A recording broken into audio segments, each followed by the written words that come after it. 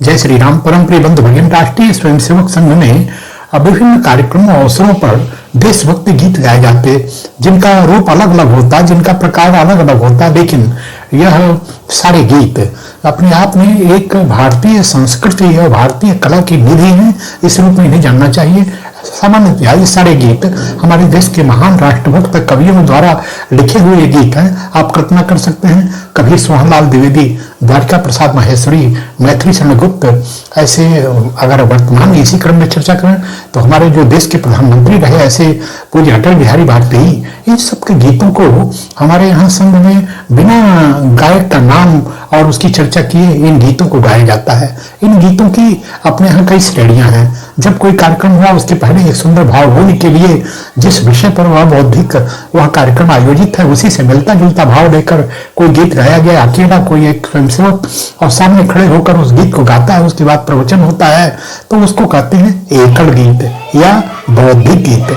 यह अकेला व्यक्ति गाता है, कोई दोहराता नहीं है। लेकिन दूसरा गीत हुआ गढ़ गीत। इस गणगीत में आधी पंक्ति, एक पंक्ति कोई सामने वाला अग्रेसर गाया और उसी स्वर में उसी को दोहराते हुए बाकी लोग उसका अनुसरण किए, यह हुआ गणगीत।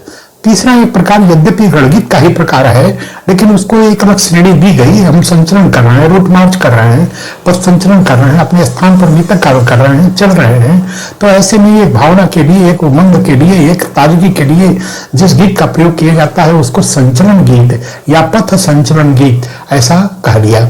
इसी प्रकार से यदि जैसे जैसे कार्यक्रम है उसके रूप में उसके नाम भिन्न भिन्न हो सकते हैं। सामान्यतः 2 अंतरे का, 3 अंतरे का, अधिक से अधिक 4 या 5 अंतरे का यह गीत हुआ करता। और उस गीतों में सामान्यतः एक सामान्य, जैसे अभी मैं पथ संचरण की बात किया, लेकिन बिना शास्त्रीयता की ये पथ संचरण का गीत हो ही नहीं सकता। इसमें केरवा, कहरवा, दादरा ऐसे गीतों के तालों का प्रयोग होता है।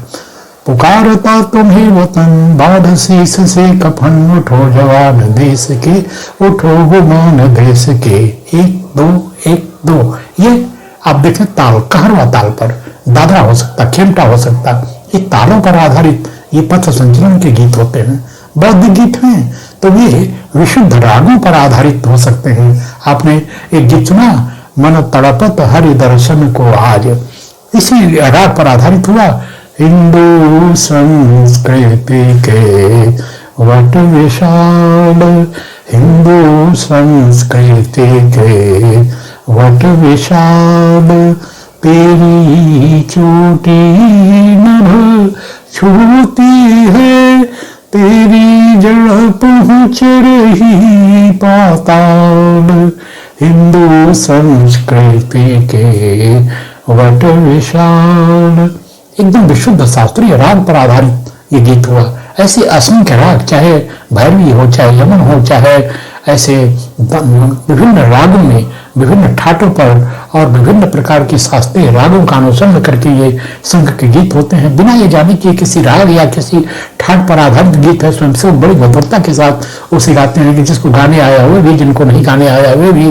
कई स्वयंसेवक तो ऐसे होते हैं कई राग में सारे गीतों को पिरो कर गा लेते हैं। मुझे याद है कि जब मैं बचपन में गीत गाया करता तो ऐसे एक अवसर पर मुझे गीत दिया गया, मैं अभी उसका स्वर जब तक टटोल रहा हूँ तब तक हमारे कार्यकर्ता ने भोजपुरी में कहा, ला तू नहीं गा पे गीत हम गाएं, और फिर उन्होंने पुराने गांव की ठाट पर उन्होंने उस गीत को करा दिया। कोई लय नहीं, कोई ठाट नहीं, लेकिन गीत के भाव तो हैं, गीतों की पंक्तियां तो हैं। ऐसे हम करें राष्ट्र आराधन तन से मन से धन से। ये जितने भी गीत हमारे देश में राष्ट्रीय गीत कहे जा सकते हैं, पैट्रियोटिक सॉन्ग, वे सब राष्ट्रीय स्वयंसेवक संघ के शाखाओं में, उसके कार्यक्रमों में ये गाए जाते हैं। इस रूप में एक बहुत बड़ा बौद्धिक पक्ष समृद्ध होता है। इन गीतों की पंक्तियों को लीजिए और उसमें एक राष्ट्रीयता का ऐसा अद्भुत दिखाई पड़ता है जिसका कोई तोड़ नहीं। पुराने प्राचीन हमारे उन्हीं गीतों को हमारे विद्यालय जो होते हैं, शिशु मंदिर, विद्या मंदिर, उनमें इन गीतों को गाया जाता है। कुछ स्वतंत्र गीत शिक्षा से संबंधित भी होते, लेकिन उसकी भावभूमि बड़ी समृद्ध होती। निर्माणों के पावन युग में हम चरित्र निर्माण न भूले, स्वार्थ साधना की अवधि में वसुधा का कल्याण न भूले। तो ये आविष्कारों की कृतियों में यदि मानव का प्यार नहीं है, सृजनहीन विज्ञान व्यर्थ है, जो तो इसमें जिसमें मानव का उपकार नहीं है। तो इस तरह से ये जो गीत होते हैं एक बौद्धिक समृद्धि, एक पंक्ति में एक जैसे एक कटोरी में पूरा नवनीत भर दिया गया हो, यानी घंटे भर का बौद्धिक जो भाव नहीं दिया जाता, गीतों की एक एक परण एक एक पंक्तियां इस भाव को दी जाती। अपने आसन की शाखाओं के कुछ गीत मंत्र बन गए। चंदन है इस देश की माटी, तपोभूमि हरग्राम है, हर बाला देवी की प्रतिमा, बच्चा बच्चा राम है, इतिहास गा रहा है दिन रात गुण हमारा, दुनिया के लोग सुन लो यह देश है हमारा। ये गीत नहीं है, ये मंत्रवत रूप ले चुके हैं।